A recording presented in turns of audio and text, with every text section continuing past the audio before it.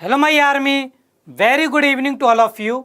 स्वागत है आप सभी प्यारे प्यारे बच्चों का आपके इस प्यारे से channel Deepak sir maths and Doubtnut पर। बच्चों, आज मैं आप सभी के लिए एक बहुत ही इम्पॉर्टेंट क्लास लेकर के आया हूँ, जिसमें बेटा मैं आपको ना केवल आव्यूह के ऊपर कुछ इम्पॉर्टेंट संक्रियाओं के बारे में बताऊंगा, बल्कि साथ में मैं बच्चों आपको इनके गुणधर्मों के बारे में भी बताऊंगा। देखिए बच्चों, जैसा कि हम लोगों ने पिछली क्लास में आव्यूह के ऊपर कुछ इम्पॉर्टेंट संक्रियाएं डिस्कस की थी, जिसमें मैंने आपको आव्यूहों का योग करना सिखाया था, आव्यूह का एक अदिश राशि से गुणा करना सिखाया था। इसके अलावा हमने आव्यूह के अंतर के बारे में भी बात की थी। अब आज की इस क्लास में बेटा मैं आपको आव्यूह के योग के गुणधर्म के बारे में बताऊंगा। इसके अलावा हम आव्यूह के एक अदिश से गुणन के गुणधर्मों के बारे में बात करेंगे एंड इसके अलावा सबसे इंपॉर्टेंट संक्रिया दैट इज आव्यूहों का गुणन, इसके बारे में बेटा हम आज की इस क्लास में बात करेंगे। और बेटा ये वाली संक्रिया आप सभी के बोर्ड एग्जाम के पॉइंट ऑफ व्यू से बहुत ज्यादा इंपॉर्टेंट है। मैं 100% आपसे ये कह सकता हूं कि इस संक्रिया से आपके एग्जाम में क्वेश्चन जरूर पूछा जाएगा। ठीक है, तो आज की क्लास आप सबके लिए बहुत इंपॉर्टेंट क्लास होने वाली है, इसलिए प्रत्येक बच्चा आखिरी तक इस क्लास में बना रहेगा। आज की इस क्लास में बेटा मैं आपको ना केवल आव्यूह का गुणा किस प्रकार से किया जाता है ये सिखाऊंगा, उसके अलावा मैं आपको आव्यूहों के गुणन के गुणधर्मों के बारे में भी बताऊंगा। ठीक है, तो ये हम बच्चों आज की क्लास में करने वाले हैं। तो जैसा कि बच्चों मैंने आपको पिछली क्लासेज में बताया कि भाई ये क्लास 12th के मैथ्स की सबसे आसान इकाई चल रही है। बेटा ये पूरी 12th की मैथ की सबसे आसान इकाई है और इस इकाई का नाम है बीजगणित। और इस इकाई में है बच्चों आपके दो चैप्टर, एक है बेटा आपका आव्यूह एंड सेकंड चैप्टर है सारणिक, जो कि आपका अगला चैप्टर होगा। ठीक है, अब देखो आव्यूह इस चैप्टर में आप कौन कौन से टॉपिक पढ़ने वाले हो। तो बेटा इस चैप्टर में आप ये टॉपिक पढ़ने वाले हो। सबसे पहले आप यहां पर आव्यूह के बारे में जानोगे, जो कि आप ऑलरेडी जान चुके हो। आव्यूह की कोटि के बारे में जाना आपने, आव्यूह के प्रकार पढ़े आपने काफी सारे, आव्यूह की समानता के बारे में बात की। अब हम बात करें आव्यूह पर संक्रियाओं के बारे में, जिसमें आपने आव्यूह का योग करना सीख लिया है, आव्यूह का एक अदिश राशि से गुणा करना सीख लिया है, आपने आव्यूह का अंतर ज्ञात करना भी सीख लिया है।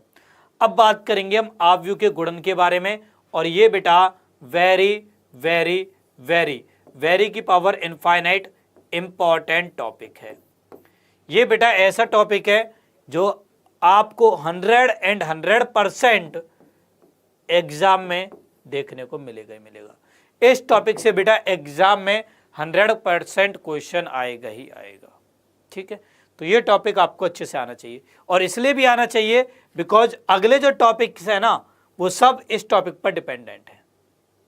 इन सब टॉपिक में बेटा इसका अवश्य उपयोग होगा, तो आपको आव्यूह का गुणन अवश्य आना चाहिए। ठीक है, अच्छा इसके बाद में फिर हम बात करेंगे आव्यूह के परिवर्त के बारे में, फिर हम सममित तथा विषम सममित आव्यूह के बारे में बात करेंगे। इसके बाद हम आव्यूह पर कुछ प्रारंभिक संक्रियाएं देखेंगे, फिर हम व्युत्क्रमणीय आव्यूह के बारे में पढ़ेंगे, और आखिरी में बेटा हम प्रारंभिक संक्रियाओं द्वारा आव्यूह का व्युत्क्रम ज्ञात करना सीखेंगे। तो ये बेटा टॉपिक है जो कि आपको इस अध्याय के अंतर्गत पढ़ने हैं। पिछली क्लास तक बच्चों हमने आव्यूह पर कुछ इंपॉर्टेंट संक्रियाएं देख ली है, आज हम कुछ और इंपॉर्टेंट संक्रिया देखने वाले हैं। ओके, चलिए बच्चों अब स्टार्ट करते हैं अपनी आज की क्लास को। सबसे पहले बेटा में क्विक रिवीजन कर लेते हैं प्रीवियस क्लास का, देन इसके बाद हम आज के टॉपिक को स्टार्ट कर देंगे।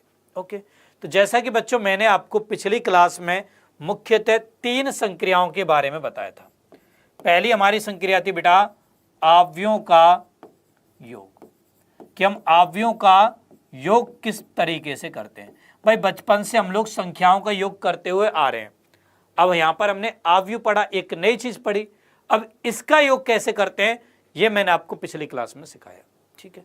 देन इसके बाद हमने यहां पर आव्यूह का किसी अदिश राशि से गुणा करना सीखा, किसी अदिश राशि से गुणन, ठीक है। इसके बाद बेटा हमने आव्यूह का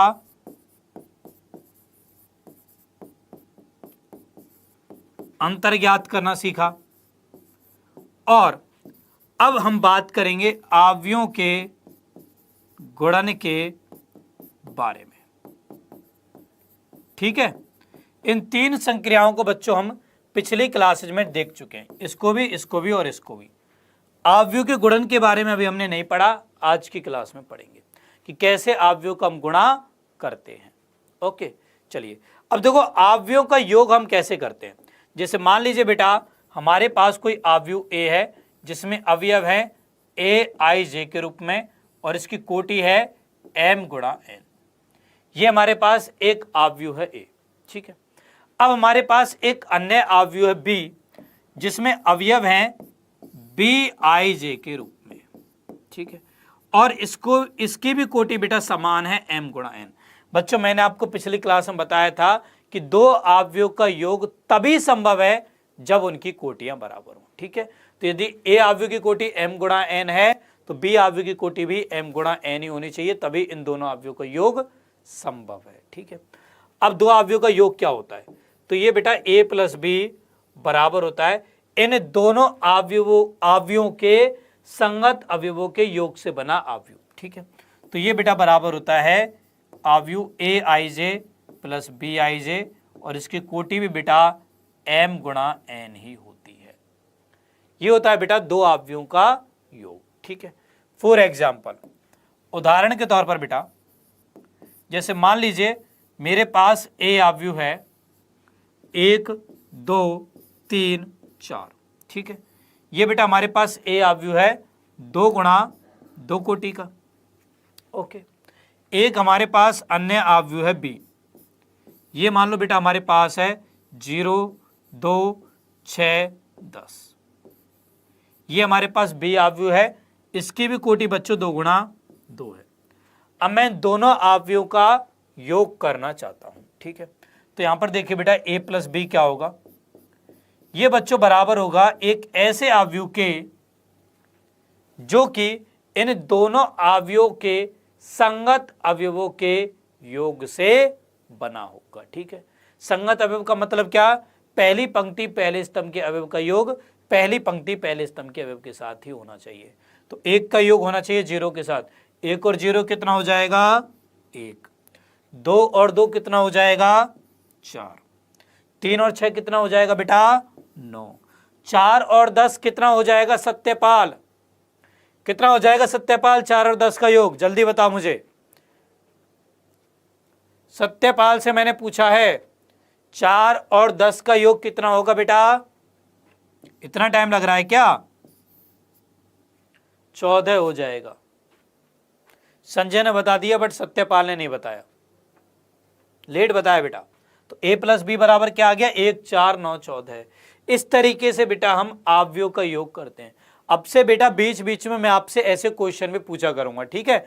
तो सारे बच्चे एक्टिव रहिएगा, किसी भी बच्चे से मैं क्वेश्चन पूछ सकता हूं और मुझे तुरंत का तुरंत उसका आंसर चाहिए, ठीक है। और जिस बच्चे से पूछूंगा वही आंसर देगा केवल, ओके। सर सभी राज्य की मैथ की लेसन सेम होते हैं क्या सर, हाँ बेटा लगभग सेम ही होते हैं, ठीक है। चलिए क्लियर बेटा, ऐसे हम आव्यूह का योग करते हैं। सबको समझ में आ गया, सपना गुप्ता क्लियर है, सारे बच्चों को समझ में आ गया। ऐसे बेटा हम आव्यूह का योग करते हैं।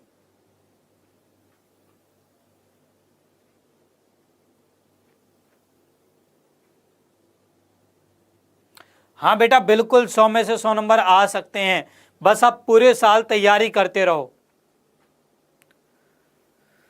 ठीक है, चलिए तो ऐसे बेटा हम अवयव का योग करते हैं। अब बात करते हैं हम एक अवयव के एक अदिश से गुणन के बारे में।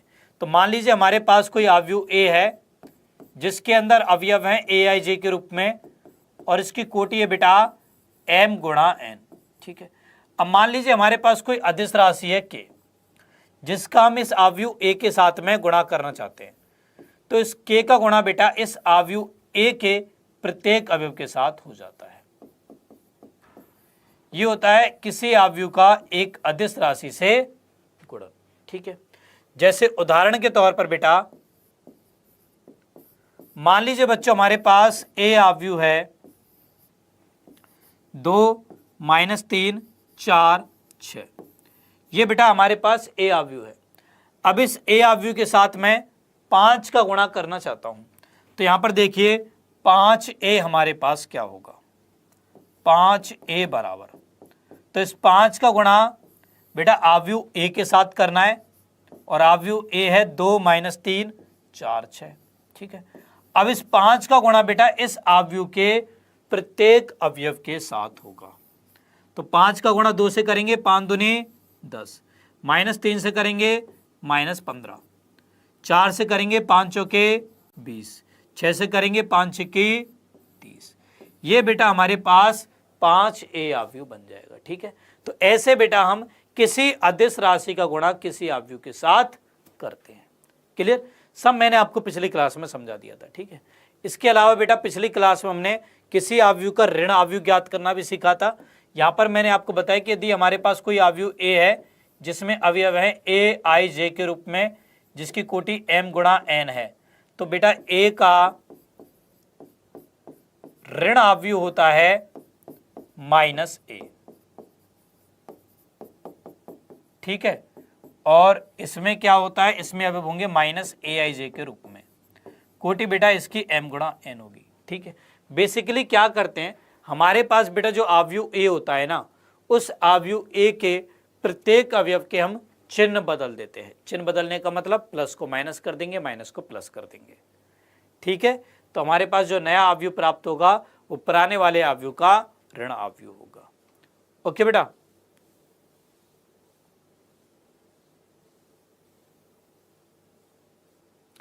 यदि किसी स्तंभ या पंक्ति में कोई कंसेट नहीं है, कोई कंसेट है, तो वो सभी अवयव का हो जाएगा। सपना गुप्ता क्या कहना चाहते हो? आपका कहना मुझे समझ में नहीं आया, आपका क्वेश्चन समझ में नहीं आया बेटा। हाँ बेटा, क्लास ऑनलाइन चल रही है। हो सकता है बेटा कि जैसे एनसीईआरटी इस साल चेंज हुई है तो आपके बोर्ड का सिलेबस भी चेंज हो जाए। इसी वजह से मैंने आपसे अभी तक किताब खरीदने की नहीं बोला है। मैंने आपको बोला है कि आप अच्छे से मेरी क्लासेज को अटेंड करिए, किताब अभी मत खरीद के लाइए जब तक आपके बोर्ड आपका इस साल का सिलेबस ना घोषित कर दें तब तक।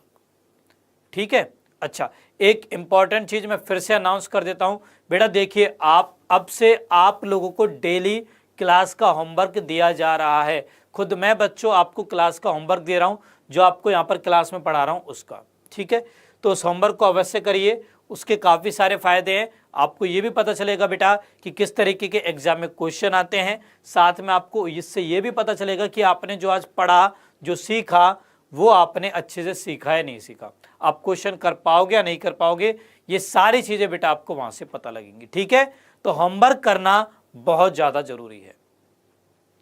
ओके,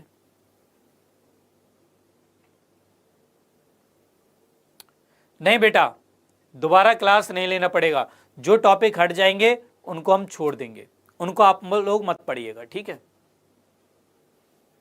हाँ बेटा बिल्कुल हो सकता है a + b - c भी हो सकता है। भाई a अवयव को b अवयव के साथ जोड़ा, फिर जो a + b आया उसको c से घटा दिया, बिल्कुल बन सकता है बेटा। आपने खरीद लिया तो कोई बात नहीं बेटा, अब रखे रखो उसको, है ना, क्योंकि हो सकता है कि कुछ टॉपिक रिमूव हो जाएं। अभी प्योर 100% इसकी कन्फर्मेशन नहीं आई है, जैसे आ जाएगी आपको बता दिया जाएगा, आपको यहीं पर बताया जाएगा बेटा सबसे पहले। ठीक है, तो इसलिए कह रहा हूं बार बार कि आप लोग इसी चैनल के साथ जुड़े रहिए। ये चैनल आपके एग्जाम तक आपकी अहम भूमिका निभाने वाला है। ओके, चलिए अब चलते आगे। अब बेटा मैंने आपको अवयव का अंतर ज्ञात करना भी सिखाया था। जैसे मान लीजिए हमारे पास ए अवयव जिसमें अवयव है ए आई जे के रूप में, जिसकी कोटि m गुणा n है। एक अन्य अवयव b है, इसमें अवयव है बेटा बी आई जे के रूप में, इसकी कोटि भी बेटा m गुणा n है। मुझे a माइनस बी ज्ञात करना है।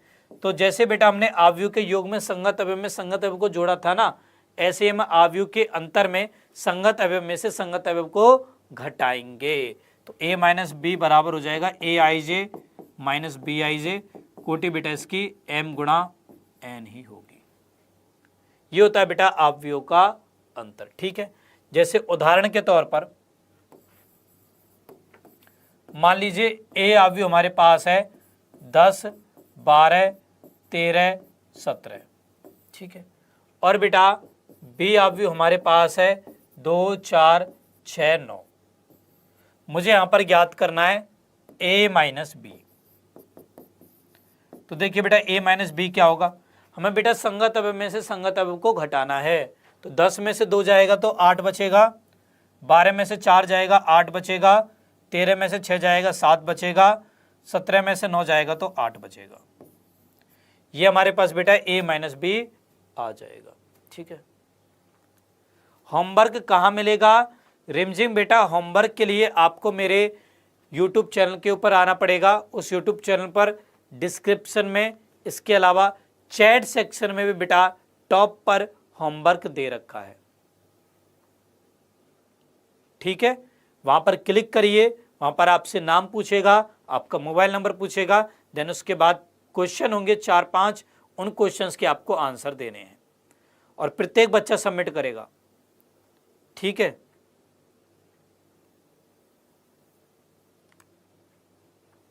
हाँ बेटा लॉगिन तो करना पड़ेगा, लॉगिन बच्चों करना पड़ेगा। कर लो यार, आपके भले की चीज है यार। लॉगिन करने में क्यों दिक्कत ले रहे हो, क्यों सोच रहे हो इतना? लॉगिन कर लो, आपके भले के लिए बेटा काम हो रहा है। खुद मैं उन क्वेश्चन को सिलेक्ट करके आपको दे रहा हूं। ठीक है, शीला बेटा मैंने आपका मैसेज पढ़ा, सर लिंक खोलने के लिए लॉगिन करना पड़ेगा। हाँ बेटा करना पड़ेगा,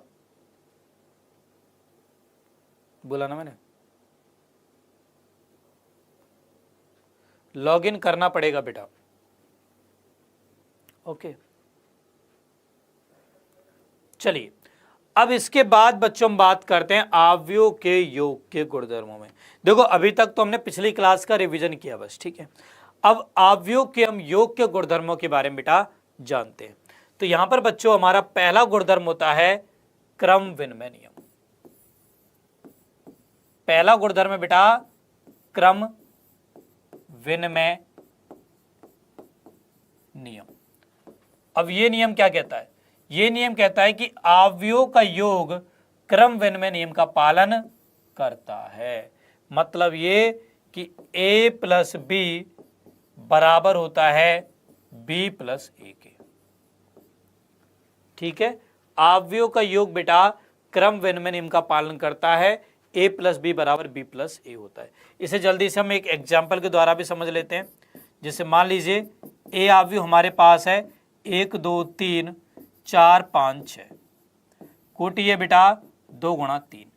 एक दूसरा अवयव b है, ये है 2, 3, 4, 5, 6, 7, इसकी भी कोटि बेटा 2 गुणा 3 है।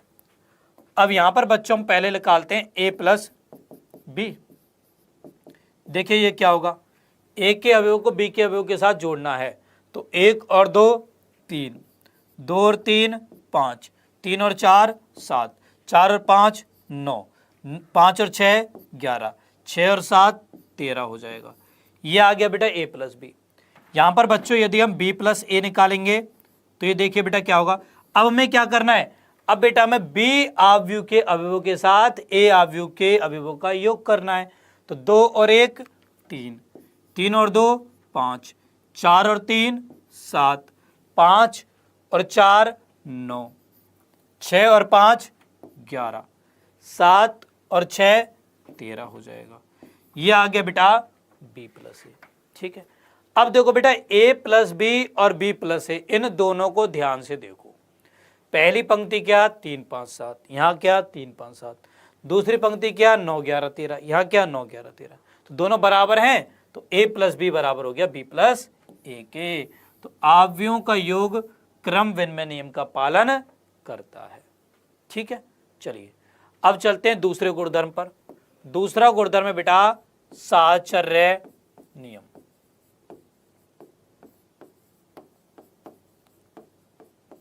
अब ये नियम बच्चों कहता है कि अवयवों का योग साहचर्य नियम का पालन करता है। तो a plus of B plus C बराबर होता है a plus of B plus C बराबर होता है a plus B plus C के। ठीक है, अवयवों का योग साहचर्य नियम का भी पालन करता है। ओके बेटा, चलिए इसके बाद तीसरा गुणधर्म है बेटा योगात्मक तत्समक का अस्तित्व।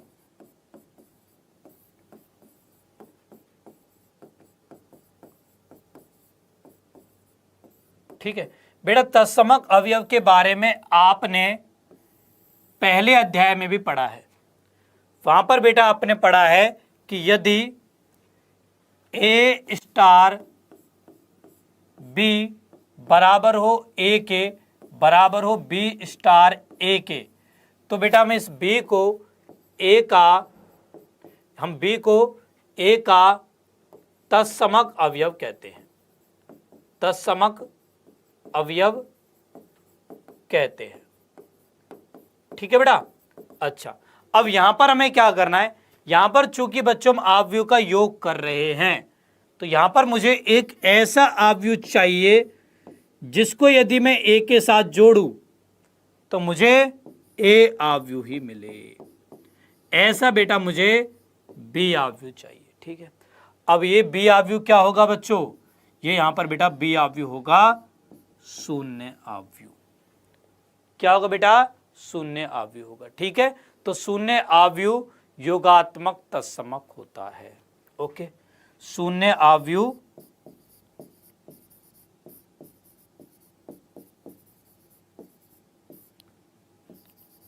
योगात्मक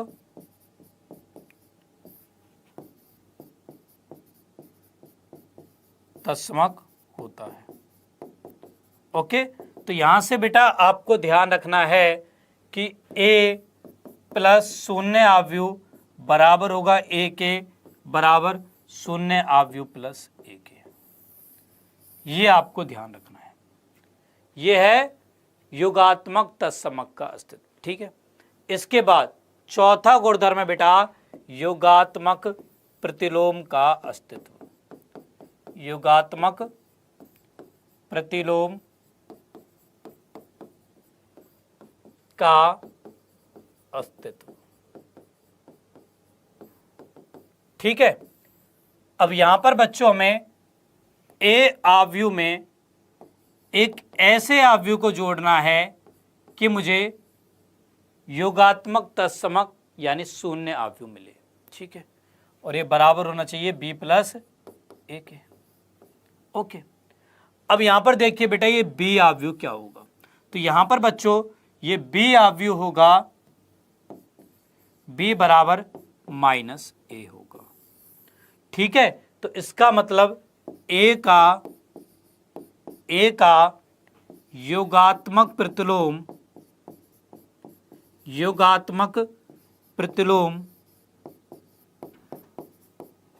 अवयव ए का ऋण अवयव होगा। क्या होगा बेटा, अवयव ए का ऋण अवयव होगा। ठीक है, अवयव ए का योगात्मक प्रतिलोम बच्चों ए का ऋण अवयव होगा। ठीक है, ए का ऋण अवयव होगा, ए का ऋण अवयव हो जाएगा यानी कि माइनस ए हो जाएगा। ठीक है, तो ये थे बेटा आपके अवयव के योग के गुणधर्म। ओके बच्चों, चलिए अब इसके बाद बेटा हम बात करते हैं एक अवयव के अदिश गुणन के गुणधर्मों के बारे में। ठीक है, तो यहां पर बेटा पहला गुणधर्म है यदि बेटा हम किसी अदिश राशि k का a प्लस बी के साथ गुणा करें तो ये बेटा बराबर होता है के ए प्लस के बी के बराबर। ठीक है, इसके बेटा बराबर होता है। इसके अलावा सेकंड गुणधर्म, यदि बेटा हम k प्लस एल, दो हमारे पास अदिश राशियां हैं, इनका हम किसी आव्यूह a के साथ गुणा करें तो ये बेटा बराबर होता है के ए प्लस एल ए के। ठीक है, तो ये बेटा आव्यूह के अदिश गुणन के गुणधर्म। ओके बेटा। अच्छा, अब इसके बाद बच्चों में यहाँ पर कुछ एग्जाम्पल्स देखते हैं। तो उदाहरण है, यहाँ पर बच्चों आपको ए आव्यूह दिया गया, बी आव्यूह दिया गया है तथा बोला गया है कि 2a प्लस 3x बराबर 5b है, तो आपको आव्यूह x ज्ञात करना है। ठीक है, अब देखिए बेटा आव्यूह x हम कैसे ज्ञात करेंगे, सारे बच्चे ध्यान से इस प्रश्न को समझेंगे। ठीक है, तो बच्चों हमें दिया गया है 2a प्लस 3x बराबर 5b। मुझे क्या निकालना है, x आव्यूह, तो x वाले पदों को एक तरफ रखो, बाकी के पदों को दूसरी तरफ भेज दो। अब मैं क्या करता हूं, सबसे पहले हम दोनों पक्षों में 2a आव्यूह घटाते हैं। ठीक है, तो इसको बेटा ऐसे लिख देता हूं मैं, 2a plus 3x minus 2a बराबर 5b माइनस 2a। ठीक है, अब 2a माइनस 2a ये बन जाएगा बेटा शून्य आव्यूह, तो ये मेरे पास होगा शून्य आव्यूह प्लस 3x बराबर में 5b माइनस 2a। ठीक है, अब किसी आव्यूह के साथ यदि आप शून्य आव्यूह को जोड़ोगे तो आपको वही का वही आव्यूह मिलेगा, तो यहां से 3x बराबर हो जाएगा 5b माइनस 2a, तो x बराबर हो जाएगा बेटा 5/3b माइनस 2/3a। ये बेटा हमारे पास x आव्यूह आ जाएगा। ठीक है, अब यहाँ पर b और a आव्यूह के मान रख देंगे।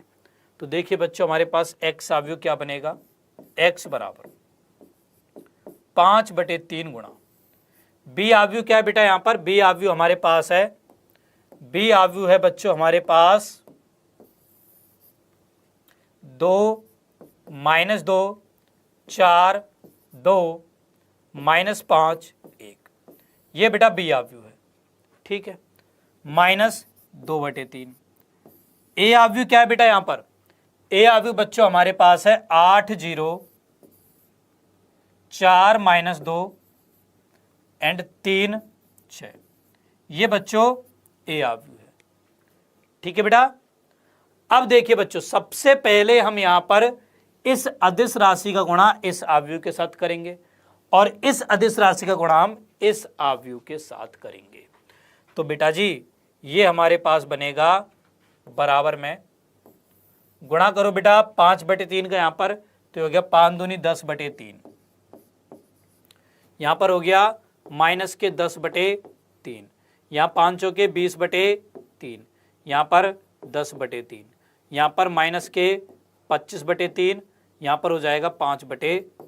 ठीक है, इसमें से मुझे घटाना है 2/3 गुणा इस आव्यूह को, तो ये हो जाएगा 16/3, यहाँ पर 0, यहाँ पर 8/3, यहाँ पर माइनस के 4/3, यहाँ पर 6/3 हो जाएगा, यहाँ पर हो जाएगा 12/3। ठीक है, घटाइए बेटा, तो यहाँ से हमारे पास x आव्यूह बराबर हो जाएगा 10 में से 16 गए तो माइनस के 6/3 मतलब माइनस का 2। ठीक है, माइनस 10/3 माइनस 0 तो माइनस के 10/3 हो जाएगा, 20/3 में से 8/3 गए तो 12/3 यानी कि 4,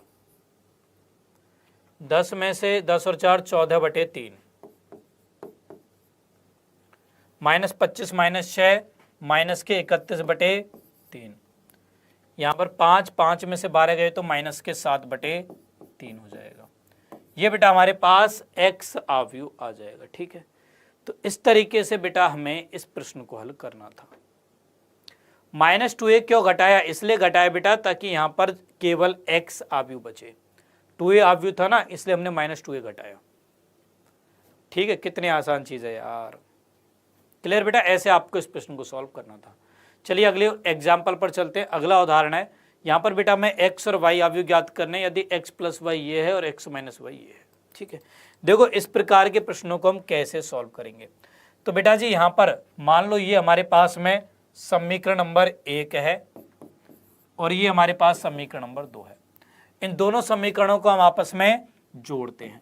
तो जोड़ने पर क्या होगा, x plus Y plus X minus Y हो जाएगा बराबर, यहाँ पर ये हो जाएगा बेटा 5209 प्लस 3610 माइनस 1 हो जाएगा। ठीक है, अब y में माइनस वाई को जोड़ोगे तो शून्य आव्यूह मिलेगा। भाई इस आव्यूह में यदि इसके ऋण आव्यूह को जोड़ोगे तो शून्य आव्यूह मिलेगा। ठीक है, और शून्य आव्यूह को इन आव्यूह के साथ जोड़ोगे तो यही के यही आव्यूह मिलेंगे। मतलब यहाँ पर मिल जाएगा x और x 2x बराबर, इन दोनों आव्यूह का योग देखिए क्या होगा, 5 और 3 8, 6 और 2 8, यहाँ 0, 9 में से गया तो 8 हो जाएगा। ठीक है, हमें चाहिए केवल x आव्यूह, तो x बराबर होगा 1/2 गुणा 8 8 0 8 के।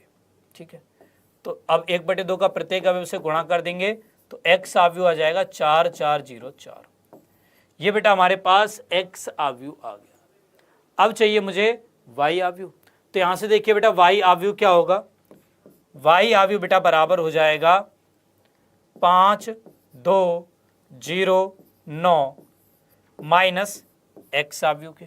ठीक है, तो ये बेटा हमारे पास हो जाएगा 5 2 0 9 माइनस x आव्यूह बेटा 4 4 0 4। ठीक है, अब यहां पर बेटा हमें इस आव्यूह में से इस आव्यूह को घटाना है, तो संगत अवयव को आपस में घटा दीजिए। 5 में से 4 गया 1, 2 में से 4 गया माइनस के 2, 0 में से 0 गया 0, 9 में से 4 गया तो 5 हो जाएगा।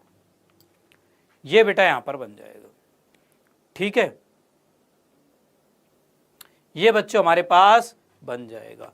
तो ये बेटा हमारे पास y आव्यूह आ गया। क्लियर, इस तरीके से आपको बच्चों इस प्रश्न को सॉल्व करना था। ठीक है, एक बार फिर से देखिए बेटा, हमें यहाँ पर इस प्रश्न में x प्लस वाई आव्यूह दे रखा है और x माइनस वाई आव्यूह दे रखा है।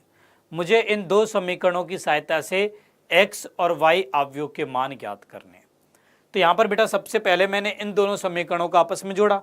अब जोड़ते कैसे हैं भाई, बाएं पक्ष को बाएं पक्ष में जोड़ते हैं, दाएं पक्ष को दाएं पक्ष में जोड़ते हैं।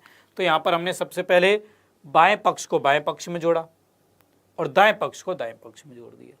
लेफ्ट साइड को लेफ्ट साइड के साथ जोड़ा, राइट साइड को राइट साइड के साथ जोड़ दिया। ठीक है, अब y माइनस वाई ये हो जाएगा शून्य आव्यूह। शून्य आव्यूह को x के साथ जोड़ोगे तो x ही रहेगा and x plus x 2x हो जाएगा बराबर, इन दोनों आव्यूह का योग कर लिया। यहाँ से x बराबर बन जाएगा बेटा ये, अब 1/2 का प्रत्येक आव्यूह से गुणा किया तो ये x आव्यूह आ गया। अब y आव्यूह बराबर होगा ये आव्यूह माइनस x आव्यूह, तो x आव्यूह रख दिया तो y आव्यूह आ गया। क्लियर, ऐसे बेटा आपको ये प्रश्न हल करना था। ठीक है, चलिए अब इसके बाद चलते हैं अगले प्रश्न पर। अगला प्रश्न है, यहाँ पर बच्चों में x तथा y ज्ञात करना है यदि ये हमें समीकरण दे रखा है तब। ठीक है, अब देखो इसको कैसे सॉल्व करेंगे। तो यहाँ पर देखो पहले इस दो अदिश राशि का गुणा इस आव्यूह के साथ करेंगे। तो ये बेटा मेरे पास बन जाएगा यहाँ से 2 6 0 2x। ठीक है, प्लस ये है y 0 1 2 बराबर, यहाँ है बेटा 5 6 1 8। कितना आसान प्रश्न है।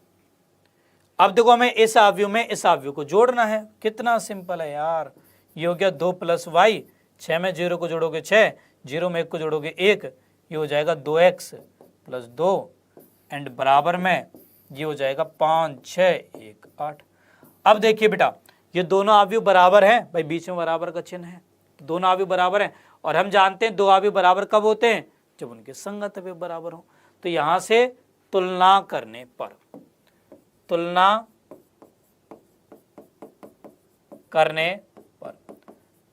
पर क्या होगा बेटा, ये हो जाएगा 2 प्लस वाई बराबर में 5, सो वाई का मान आ जाएगा 3 के बराबर एंड मेरे प्यारे बच्चों 2x प्लस 2 बराबर होगा 8 के। तो यहां से 2x बराबर 6 हो जाएगा, x का मान भी 3 आ जाएगा। तो x बराबर भी 3 है बेटा और y बराबर भी 3 है। ओके बच्चों, क्लियर। ऐसे बेटा आपको इस प्रश्न को हल करना था। ठीक है, चलिए अब इसके बाद एक और क्वेश्चन है। यहां पर देखिए बेटा, यहां पर भी हमें x y z और w के मान ज्ञात करने हैं।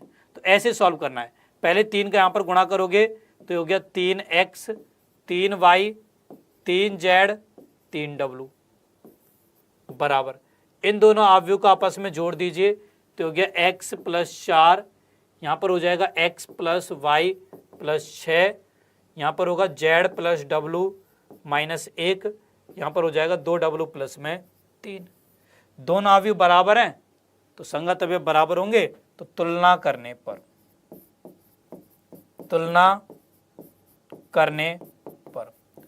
देखिए बेटा, तुलना करने पर क्या होगा, ये हो जाएगा 3x बराबर x प्लस 4, यानी कि 2x बराबर 4, अर्थात x बराबर आ जाएगा 2 के। ठीक है, इसके अलावा 3y बराबर होगा x प्लस वाई प्लस 6 के, तो यहाँ से 2y बराबर हो जाएगा, x का मान 2 है तो 6 और 2 8 हो जाएगा, तो y का मान आ जाएगा 4 के बराबर। ओके, इसके अलावा यहाँ पर देखिए 3w, पहले 3z बराबर लिख दो z प्लस w माइनस 1, तो 2z बराबर हो जाएगा w माइनस 1 के, एंड 3w बराबर होगा 2w प्लस में 3 के, तो यहाँ से बेटा w बराबर आ जाएगा 3, w का मान 3 यहाँ पे रखोगे तो 2z बराबर हो गया, 3 में से गए तो 2, z का मान आ गया 1, तो x बराबर 2, y बराबर 4, z बराबर 1 एंड w बराबर 3। ये बेटा इस प्रश्न के आंसर हो जाएंगे। ठीक है, ऐसे बेटा आपको इस प्रश्न को हल करना था, और बच्चों इस तरीके के क्वेश्चन आपके बोर्ड एग्जाम में भी पूछे जाते हैं, और ऐसे आपको बेटा इन्हें सॉल्व करना है। ठीक है, चलिए अब इसके बाद बच्चों हम बात करते हैं अवयव के गुणन के बारे में, कि किस तरीके से हम अवयव का गुणा करते हैं। अब पहले तो मैं आपको ये समझाता हूं कि अवयव के गुणन का कंसेप्ट आया कहां से। ठीक है, तो मान लीजिए आपकी क्लास के कोई 2 बच्चे हैं। ठीक है, कोई भी 2 बच्चे रैंडमली मैंने ले लिए, मान लो एक है शिवम और एक है मान लो शीला। ठीक है, ये कोई 2 बच्चे हैं आपकी क्लास के, शिवम है एक तो और एक है शीला। इन्हें कुछ पुस्तकें और कुछ पेन खरीदने हैं। ठीक है, मान लो शिवम को 3 तो पुस्तक खरीदनी है और 10 पेन खरीदने हैं, वहीं शीला को मान लीजिए 2 पुस्तक खरीदनी है और 6 पेन खरीदने हैं। ठीक है, अब ये गए मार्केट में इन्होंने दुकानदार से भाव पूछा कि भाई पुस्तक कितने की है, तो दुकानदार ने बताया कि भाई पुस्तक का मूल्य बताया दुकानदार ने 100 रुपये, और पेन का मूल्य बताया दुकानदार ने 10 रुपये। ठीक है, अब मैं ये जानना चाहता हूं कि शिवम दुकानदार को कितने रुपए देगा और शीला दुकानदार को कितने रुपए देगी। अब वैसे तो बेटा ये बहुत आसान है, हम लोग ऐसे ही कैलकुलेट कर सकते हैं, बट यहाँ पर देखिए हमारे पास केवल 2 बच्चे हैं और 2 ही चीज़ें वो खरीद रहे हैं। अब यदि हमारे पास n नंबर ऑफ बच्चे हों और वो n नंबर ऑफ चीज़ें खरीद रहे हों, तो फिर उस केस में बेटा गुणा करना थोड़ा डिफिकल्ट हो जाता है। तो इसलिए बच्चों इस प्रकार की प्रॉब्लम्स को सॉल्व करने के लिए अवयव की जरूरत पड़ी। अब अवयव की जरूरत किस तरीके से पड़ी ये मैं आपको बताता हूँ। ठीक है, तो यहाँ पर देखिए बेटा, यहाँ पर हमारे पास इन इंफॉर्मेशन का एक अवयव था जो कि था ये 3 10 2 6। ठीक है, और इन इंफॉर्मेशन का भी बेटा मेरे पास एक अवयव था, और ये अवयव बेटा 100 10। ठीक है, और इनसे देखो रिजल्ट क्या मिलेगा। देखिए बच्चों, यहां पर मैंने ये तो लिया शिवम को और ये लिया बेटा मैंने शीला को, ये मेरे थे पुस्तक और ये बेटा पेन थे। ठीक है, अब यहां पर बेटा मैंने ये ले ली पुस्तक का मूल्य और ये ले लिया पेन का मूल्य। ठीक है, अब इससे मेरे पास बेटा यहां पर अवयव बनेगा जिसमें ये वाला जो अवयव होगा ये तो मुझे बताएगा शिवम दुकानदार को कितने रुपए देगा ये, और ये मुझे बताएगा कि शीला दुकानदार को कितने रुपए देगी ये। ठीक है, अब शिवम वैसे दुकानदार को कितने रुपए देगा 300 और 100 400, तो यहाँ पर आ जाएगा बेटा 400, यहाँ पर देखिए 200 और 60 260 आ जाएगा। ठीक है, तो बेसिकली मैंने जब इस आव्यूह का इस आव्यूह के साथ गुणा किया तो बेटा मुझे ये आव्यूह मिला। ठीक है, तो ये होता है बेटा आव्यूह का गुणन। ठीक है, यहाँ इसलिए आव्यूह के गुणन की जरूरत हुई। ठीक है, अच्छा, अब यहाँ पर जो एक इंपॉर्टेंट चीज है वो ये कि आव्यूह का गुणन कब परिभाषित होता है। ठीक है, तो यहाँ पर सबसे पहले आप हेडिंग लिखिए आव्यूह के गुणन की शर्त। आव्यूहों के गुणन की शर्त कि आव्यूह का गुणन कब परिभाषित होता है। ठीक है, तो मान लीजिए बच्चों हमारे पास कोई ए आव्यूह है जिसकी कोटि है m गुणा n। ठीक है, एक हमारे पास बी आव्यूह है, इसकी कोटि है बेटा p क्रॉस q। ठीक है, अब इन दोनों आव्यूह का गुणन होगा बेटा ab। तो ab के परिभाषित होने के लिए, ab के परिभाषित होने के लिए अब क्या कंडीशन होनी चाहिए? ए बी के परिभाषित होने के लिए क्या कंडीशन होगी बेटा? कंडीशन होगी ए के स्तंभों की संख्या बी की पंक्तियों की संख्या के बराबर होनी चाहिए।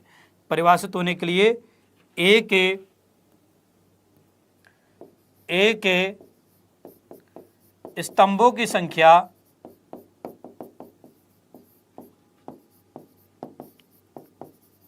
बराबर होनी चाहिए बी की पंक्तियों की संख्या के, अर्थात n बराबर होना चाहिए बेटा p के, तब बच्चों ए बी परिभाषित होगा। ठीक है, और ए बी की कोटि क्या होगी तथा ए बी की कोटि ये हो जाएगी बेटा m क्रॉस q होगी। ठीक है, बहुत इंपॉर्टेंट चीज है बेटा, ये वेरी वेरी इंपॉर्टेंट चीज है, क्योंकि अधिकांशतः बच्चों को तो यही मालूम नहीं होता है कि कब आव्यूह का गुणन परिभाषित होगा कब नहीं होगा। ठीक है, तो ए बी के परिभाषित होने के लिए जरूरी है कि ए के स्तंभों की संख्या बी की पंक्तियों की संख्या के बराबर हो, तभी ए बी परिभाषित होगा। एंड ए बी की कोटि होगी ए की पंक्तियों की संख्या गुणा बी के स्तंभों की संख्या, अर्थात m क्रॉस q होगी। ठीक है, अच्छा, इसी तरीके से यदि बेटा यहां पर हम बात करें बी ए की, ठीक है, बी ए की यदि हम बात करें तो बी ए के परिभाषित होने के लिए, परिभाषित होने के लिए बी ए के परिभाषित होने के लिए बेटा बी के स्तंभों की संख्या